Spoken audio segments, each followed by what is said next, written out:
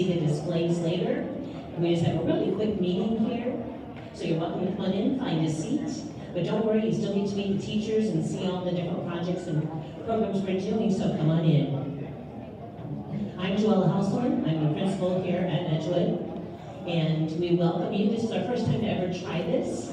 This is a new experience for all of us. We've never had an open house. We always had a 6th grade parent night, and we decided to combine them both. This lets our 7th and incoming 6th graders know what they will be learning, see the projects they'll be doing, learn more about what they will have as an experience here at Edgewood.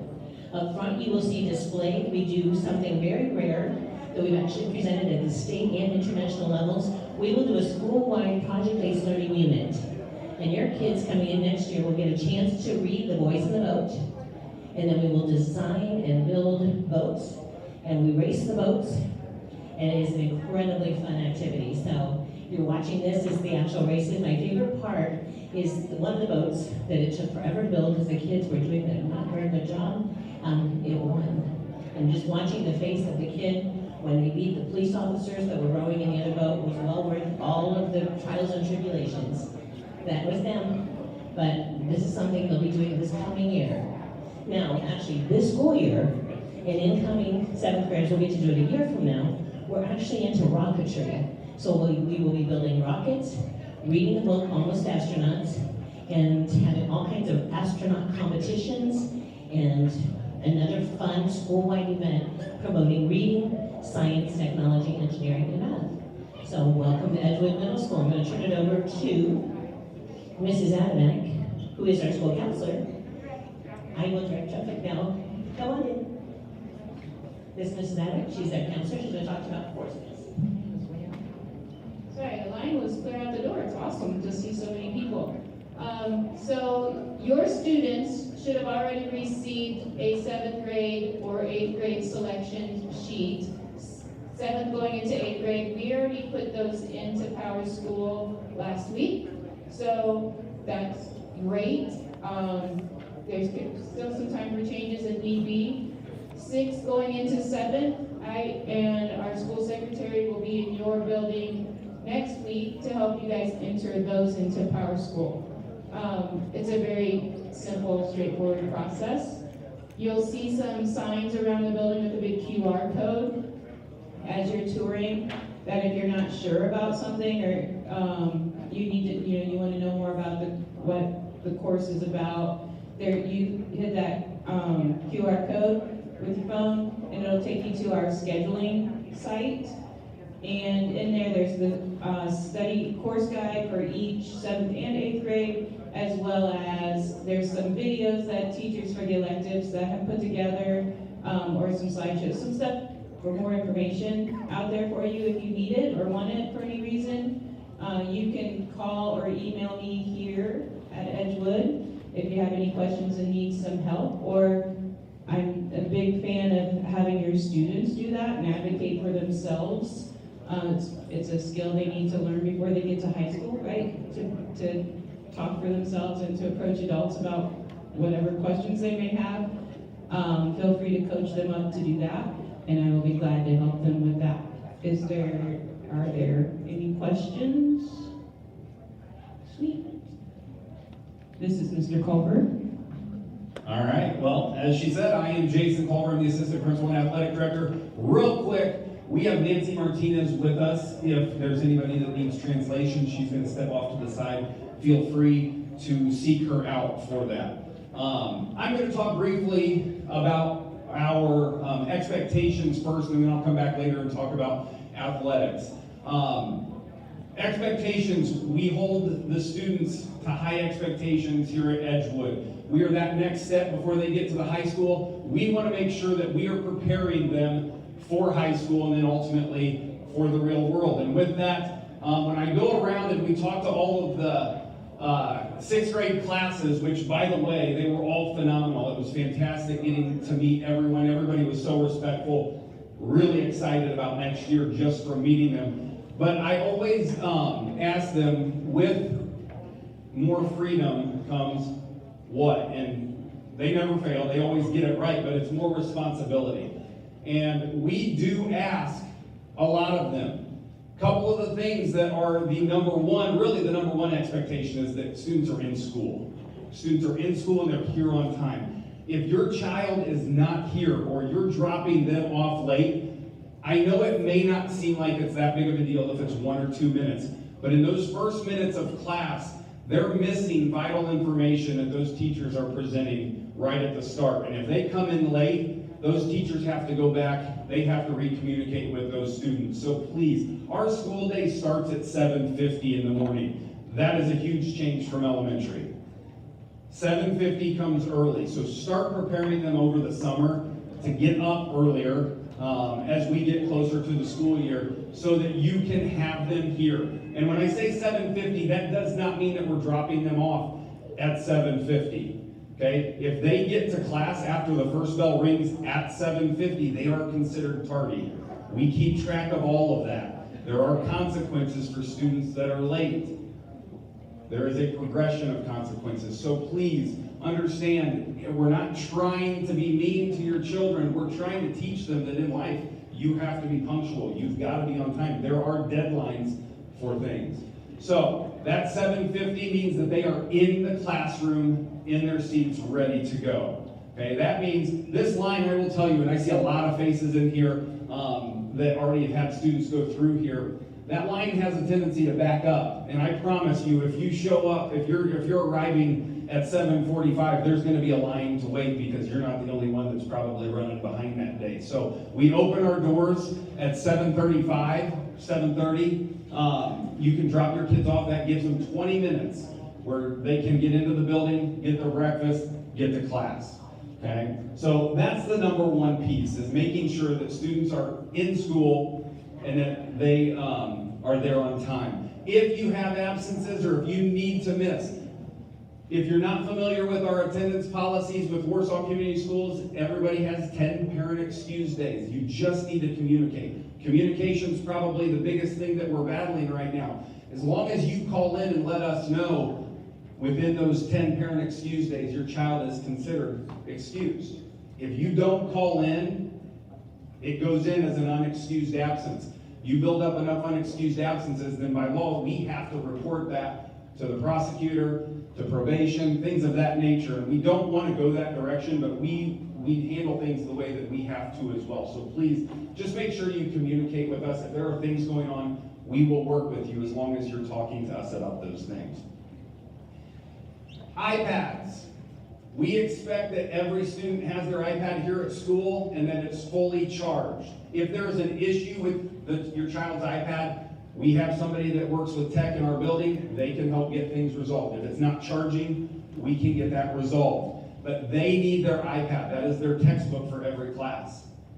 If they don't have that, it really does put them behind. So we need to make sure that the iPads are here. School issued ID. This is something that I talked to them about at the 6th grade meetings. They don't have one, but each student will be issued an ID on the first day of school, an ID and a lanyard. They need to have that with them, on them, around their neck, every single day. That's how they get through the building. That's how they get their lunch. That's how they check out books in the library. It is an expectation that they have their school issued ID with them. If they don't, or if they lose it, they'll have to get a temporary at first, but if they can't find it, then they'll have to purchase a new one in the front office. The IDs run $4. The lanyard is $1.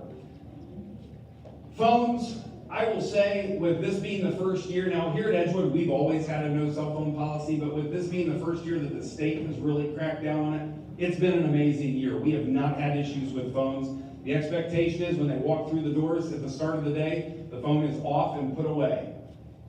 3 o'clock when the bell rings to end the day, they can take their phone out, good to go. But the phone needs to be off and put away.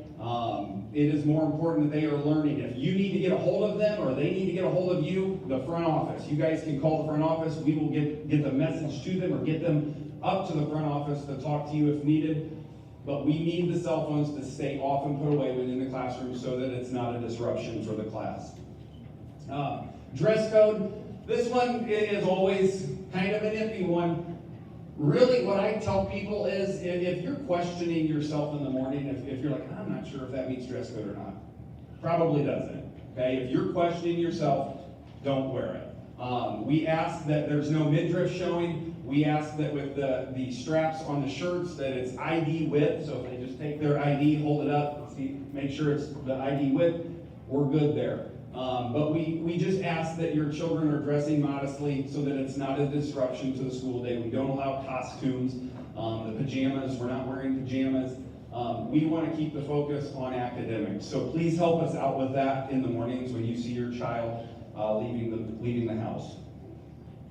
Lastly, with this, make sure your information is correct in PowerSchool. That is how we communicate with you. Your phone number, your email, your address. We use that all the time. Parent Square. If you're not familiar with Parent Square yet, make sure you get signed up with Parent Square. That is how we communicate with you. We send a lot of stuff out through Parent Square, and I know all the other schools do as well. But that is where we communicate with you. So if your information in PowerSchool is not correct, then you're not going to receive the information that we're trying to communicate with you. So I'm going to turn it back over to Mrs. Hausman. She's going to go over academic expectations. Well, again, thank you so much. This turnout is fantastic, and that usually tells us what kind of year we're going to have the next year when parents and students are actively engaged and coming in and visiting with us. I want you to raise your awareness. Watch for the students in the bright orange shirts. They are some of our student leaders from the National Junior Honor Society. They are here also to answer any questions you may have, and they'll be available once we start touring around the building. You can check out all of our displays, meet our teachers. I've got a whole football display over there. New Coach Hahn had to have a display, so he's all set to go, but I would not let him have the microphone, and because I don't think I'd ever get it back. So what we have academically, I just want to make sure it's clear, that's what we're here for. Our job is to make sure your children learn. Our mission is to maximize their learning. What does that mean? We have a lot of academic support systems in place, including we have Power Hour on Monday afternoons for students who need extra help with homework. We have homework help sessions on Thursdays for 2 hours, and we offer bus transportation home. We also offer opportunities for students to take accelerated courses and to take some of our more difficult honors classes, some for high school credit. There are just so many neat learning opportunities. I want your child to get the most out of these 2 years. They go really fast. Take a look at what your child looks like in 6th grade as they're coming into 7th, and many of them start out maybe about my height or a little bit shorter, and majority end up a lot taller than I am by the time they leave. It seems like the halls get more and more full, but it's because the kids get bigger and bigger. Academically, you will get a chance today to meet the teachers. The teachers will help you know, what is your child going to learn in 7th grade? What will they learn in 8th grade? We have our elective teachers here as well. If I take this course, what would I get to make? What would I build? What would I have? As you walked in, you saw an incredible display of STEM and Project Lead the Way opportunities. We have some incredible courses, and we have one of the best Project Lead the Way teachers in the state, Abby Rich Creek. So please make sure you get a chance to meet her. She's somebody worth working with your kids. I know that they would learn a lot if they take her classes. So academically, we're here. That's our #1 priority. We do very well as a school. We're usually in the top 10% of all middle schools in the state of Indiana. This is a really good middle school, and we welcome you. I'm going to turn it over now to athletics. All right, let's talk athletics here for just a few minutes. A couple things with athletics. We have got to make sure if your child is going to participate in any of our athletics next year, that they are registered on what's called Register My Athlete or Activate. But if you go to our Edgewood website and you follow the tabs and you get to our athletic web page, on that page I have a link. It's called Register My Athlete. You click on it, it'll walk you through the steps. You just sign your kid up. That is where you submit your physical. Okay, a sports physical is required for all students every single year. April 1st of 2025 is that date. So your physical for next school year has to be dated on or after April 1st of 2025 in order for them to be eligible to play. That's the same at the high school as well. So nothing will change when you go from the middle school to the high school. But you've got to have a physical. We do not allow coaches to let students participate in sports until we have that physical on file and that we can see the doctor's signature with that date. Okay, they will sit out until that is complete. Also, we've got to have a code of conduct and an insurance waiver that's filled out. Now, What I love about Register My Athlete, that code of conduct and insurance waiver is part of Register My Athlete. So when you go through and you sign up on Register My Athlete, you're going to have to fill out that form to move to the next step. So as long as you do everything in that form of getting your child signed up, your child will be eligible. But we keep going to Register My Athlete. We look to see who's got their physical submitted, which can be as easy as you go to the doctor's office, they fill out the form, you take a picture of it with your phone, and then you upload it in Register My Athlete. It is a very easy process to follow, but it's got to be on there. Those two pieces are a must. If your child doesn't have those filled out, they do not play until they're filled out. It's as simple as that. And that is for their safety and protection as well as ours. Okay? So make sure that happens. I do believe I will send it out, but I think June 1st has typically been that date when they update Register My Athlete for the next school year. So you won't be able to do it right now because we're still in this school year. But after June 1st, I believe that's that date. But when I get those final dates, I'll send them out to everybody so that you know that it's now live and you can get signed up for it. Our athletic website, I know my assistant Ashley, she has put some papers out that have a barcode on it. That athletic website sometimes can be hard to find. If you get a chance tonight and you scan that barcode, it'll take you directly to it. You will see right now that all of our fall sports for next year have the current schedule already uploaded. It'll say 2025 schedule. There are still some other documents in there from this past season. As soon as I get with the coaches and I get all of their information, I will just update all of that. But just make sure you check those dates before you write down things. Right now, the schedules are the only things that are fully up to date, other than football. This is a special plug for Coach Hahn because he wanted to speak tonight, like Mrs. Houseman said. Football already has their dates set. We've got flyers out here with dates for equipment handout and then the start of practice, and it's early. It's in the middle of the summer.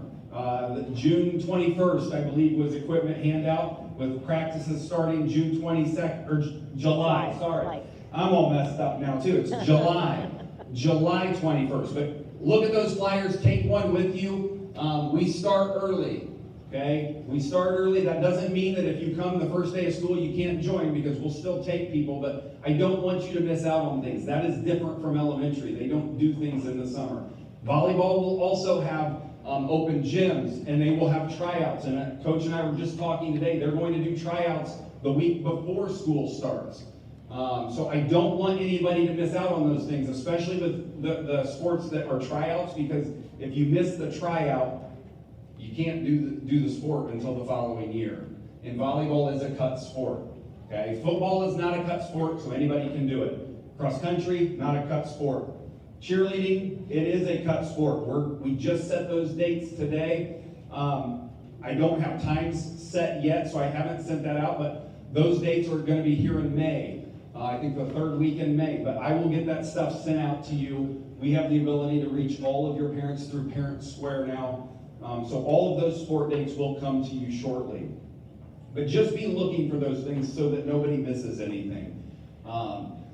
That's with our fall. In the winter, we have basketball, boys and girls basketball, we have wrestling, and we have cheer. Boys and girls basketball, those are cut sports. That means your child has to try out for those teams, same as elementary. And then in the spring, we have soccer and track, and those are getting ready to start up now. I know girls track has already started, boys track's getting ready to start, and then our soccer programs are getting ready to hold their tryouts. So a lot of things going on in terms of sports. I just want to make sure that you take the proper steps to get your child involved with those. In terms of clubs, okay, our clubs, which are different from sports. Our sports we have a conference, we go play teams in Fort Wayne, up in Mishawaka, we go all around northern Indiana and play teams. With our clubs, that's stuff that's done primarily here at Edgewood. They do travel and do some tournaments and things occasionally, but all kinds of things for them to get involved with. A lot of robotics. We've had chess club, we've had cooking club. If your child can think of something and they have enough friends that are interested in it, we can probably put it together and let them get involved in some sort of club. So we like to offer those opportunities. If your child's busy doing other things that are school related or athletic related, that means it's less time for them to get out and do things they shouldn't be doing. That's a lot of stuff to throw at you. I'll be up if you have questions when we're done. Please feel free to come up and ask. I'm going to turn it back over to our PPE, Ms. Jenna Carter. She's going to talk.